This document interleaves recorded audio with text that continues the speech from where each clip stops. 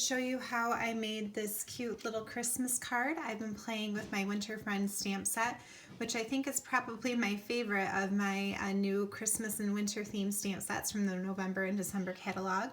And there is a cute window thin cut that you can get from the November and December catalog, which I don't have, but I did find something similar on my Art Booking Cricut cartridge. So what I did is I just used this overlay and I cut it to 3.5 inches and it made this window frame. So it's a little bit different from what is featured in the catalog, but it works because what I loved about it is that these guys look like they are waving, and I think that's so cute to kind of put them behind the window and then to create a little snowy scene for the outdoors behind him. So I'm going to go ahead and show you how I made this, including cutting with the Fancy Borders thin cut on the edge of the card. Okay, so we're going to go ahead and cut out that border. So I just kind of measured about where I wanted that to be, so I know where to put it. And now we're going to go ahead and run it through the Cuttle Bug.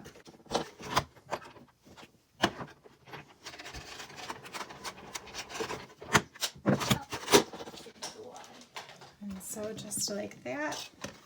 And we have this awesome piece here with that Fancy Border thin cut. Perfect. Okay, let's set that part aside. And now what we're going to do is we are going to work on creating the background for our window. Okay, so we have here, I just put a piece of white paper behind my black window frame, but I did use my Distress Oxide ink and Shimmer brush to create that. So let me show you how I did that.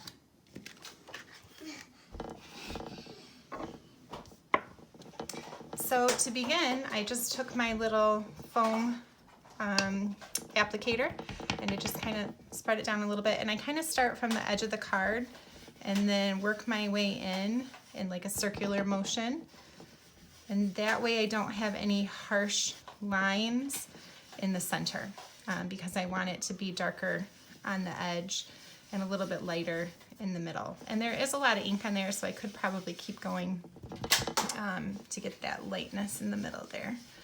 And I'm just going to keep going in circles until I've essentially taken my white piece of cardstock and turned it into a blue piece of cardstock, which you might be saying, well, why don't you just use a blue piece of cardstock? Well, I will show you why. And the really cool thing about Distress Oxides is because if this were just a blue piece of cardstock, we wouldn't be able to do what we're going to do to create that snowy scene, okay? And so even the fact that it's not an even color on here is cool because it still kind of gives it that stormy look. That's what I like. Okay, so now we've created that. Let me wipe my mat off here so I don't get it all dirty. Inadvertently something blue in the wrong spot. Okay. All right, so now what I'm going to do is I've just filled up my water brush with some water, and I'm just going to kind of squeeze a little bit out to get it going. Yep, I see, buddy. And then I'm going to flick some water on it. And you could just use your fingers and a cup of water. I have done that before too. You don't need to have anything fancy for this. But what it does is the Distress Oxide reacts with the water. And so I'm just going to kind of let that sit there for a second. And then I'm going to take my paper towel and I'm just going to kind of blot it a little bit. And look, now we've got what looks like a snowy scene. Well, we need to add a little bit of shimmer to that too, because of course, shimmer brush is the best. So I'm going to take my clear shimmer brush and I'm just going to do that same thing where I flick it and tap it against my finger, and it's going to add some sparkle. And not only does the shimmer brush add some sparkle, but it's wet, so it also is going to react with that Distress Oxide ink. So that's the cool thing. So again, it's giving it that snowy look. Look at how neat that is. Can you see the sparkle in the light? It's awesome. Okay, and then what I'm going to do is I'm just going to take my heating tool just to make sure that this is dry. Okay, and now we've got our snowy scene ready to go, and we're going to put our window frame on it. Okay, so what I just did is I took some foam tape and I added it to the back side of my window frame. That way it's popped up when we put this on here with our character. And we're going to add a character. So we have so many different options from this Winter Friends stamp set, and I've just kind of gone ahead and prepped a whole bunch of them. And I've made like different scarves and things for them, and so it's just kind of whichever character you want to put in there. Let's go ahead and do, well, I already did a polar bear, so maybe let's do the reindeer. I really like that reindeer guy. Let's do him next, okay? So we're gonna just kind of play around, make sure that we've got him in the right spot before we put that down exactly where we want him to be. Yep, that looks good. Okay, so right about there.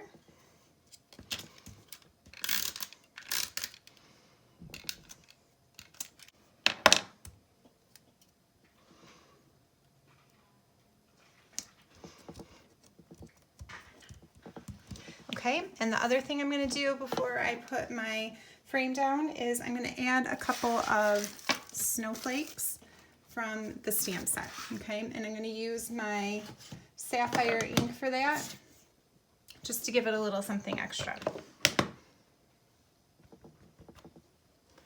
Just going to kind of go around like this. Some of them I won't even actually be able to see because of that window frame, so we'll have to put it on and make sure that they're all in a good spot here. Let's see, how does that look? Okay, yep, we can see enough of them. Perfect. Okay, I think we're ready. Let's peel this off. And I just put a little bit in the center of my frame too to give it some stability. But I did cut those pieces pretty small off my roll of foam tape just as I was trying to conserve it. I've been making a lot of Christmas cards that involve foam tape this year, and I've had to restock a couple of times, so I'm just trying to be mindful of how big my pieces are. They don't need to be that terribly big. And we'll get him on there. There we go. Okay, and let's go ahead and build our card. So we're going to take this piece and put it on here. And I did cut this originally at 4 inches by 5 1/4. And what I like to do on my pattern papers for the front of a card is I do like to have a little bit of a reveal. Since the card itself is 4 1/4 by 5 1/2, I find that I can get a whole lot more use out of my pattern paper if I do that reveal, because then I'm just cutting it in 4-inch strips. So I can get more cards out of one sheet of paper that way. So that's why I like to have that reveal on there. So let's go ahead and attach this guy.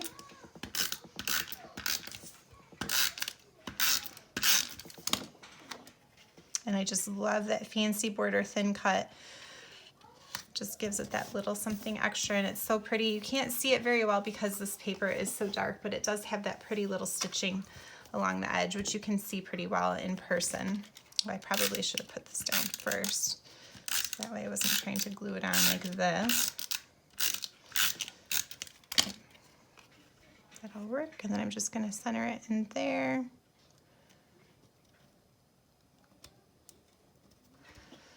Like that.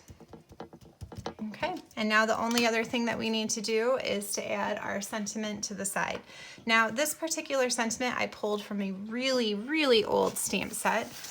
This is called Holiday Trinkets, and it's from years and years and years ago, but I still keep all of my stamps and still use them, as I'm sure you probably do too. And so even though we're making a card with some current products, there are definitely also some older ones in there as well, because that's why we buy them, because we like them, right? Just because they're not still current doesn't mean that we don't use them. So, all right, I'm gonna ink this guy up in black and put it on there centered. And there it is. All done. All right, guys, thanks for watching. Have a great one.